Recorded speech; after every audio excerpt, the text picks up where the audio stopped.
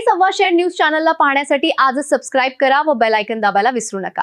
नवीन video पाहण्यासाठी आजच आमच्या चॅनलला फॉलो करा। तसेच नामपूर साक्री रस्त्याची दुरावस्था, विठाई गावाजवळ रस्त्यात खड्डे की खड्ड्यात रस्ता, नागरिकांचा संताप।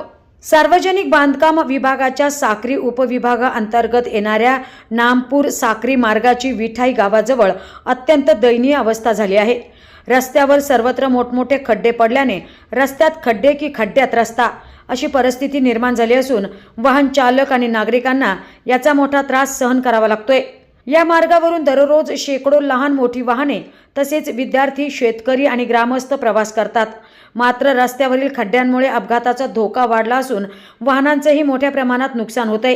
पावसामुळे परिस्थिती आणखी गंभीर बनली आहे। विशेष म्हणजे विठाई गावात नुकतीच खासदार निधीतून काही विकास कामे करण्यात आली आहेत।